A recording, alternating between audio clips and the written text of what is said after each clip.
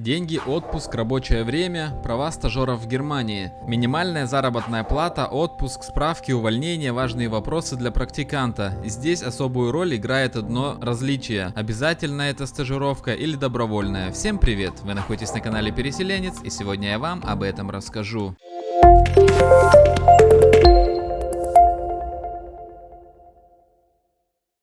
Многие проходят стажировку, чтобы попробовать себя в профессии или потому, что она обязательна для обучения. При этом возникают вопросы трудового права. Положена ли мне минимальная зарплата, имею ли я право на отпуск, как быть с сертификатом и что за документ я получу, обязательно или добровольная. Прежде всего, ситуация зависит от вида стажировки. Первая категория – это так называемая обязательная практика. Она сопоставима с экзаменом и необходима для завершения обучения. Продолжительность и область прохождения стажировки определяется положением о подготовке, обучении или экзамене. Вторая категория – добровольная стажировка. Ее отличие заключается в том, что стажер самостоятельно принимает решение о ее прохождении. Стажировка может быть пройдена как до обучения, так и во время него. Право на минимальную заработную плату. При этом есть существенная разница в оплате добровольной и обязательной стажировки. Только те, кто проходит добровольную стажировку, получают обязательную по закону минимальную заработную плату, составляющую в настоящее время 12 евро в час. А те, кто проходит обязательную стажировку, напротив,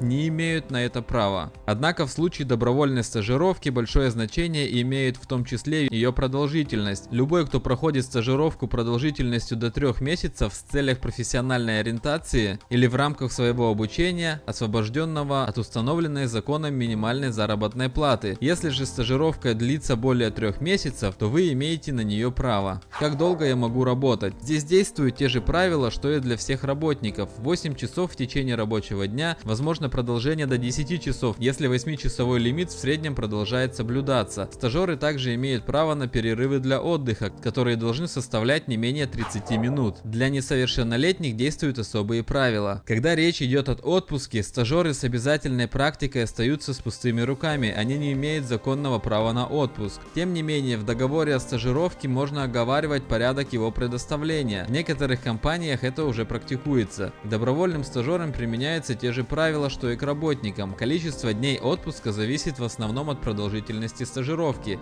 Если вы работаете более 6 месяцев, то вам предоставляется 20 дней отпуска в год при 5-дневной рабочей неделе. При стажировке менее 6 месяцев не менее 2 дней в месяц. По закону стажеры имеют право на получение сертификата независимо от того, сколько длится стажировка. Однако именно от ее вида зависит, насколько подробным он должен быть. Обязательный стажер получает так называемый простой сертификат, в котором указывается основные данные, так же как место прохождения практики и ее продолжительность. Добровольным стажерам полагается документ, который содержит более подробную информацию о деятельности практиканта во время стажировки, включая оценку результатов его работы. Если вы хотите досрочно прекратить стажировку, вы можете расторгнуть договор либо без уведомления в течение испытательного срока, либо после испытательного срока, соблюдая срок уведомления. Стажер и работодатель также могут договориться о досрочном завершении практики, соглашении о расторжении договора. Причины для этого могут быть различными, например, если стажировка не оправдала ожиданий. Обязательные стажеры должны учитывать, что практика является частью их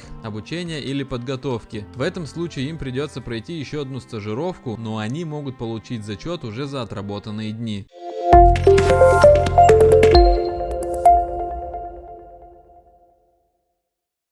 Ну вот и все, вот такие были сегодня новости. Я надеюсь, для кого-то они оказались полезными. Ставьте лайк этому ролику, подписывайтесь на канал. Ну и всем желаю хорошего настроения и всем пока.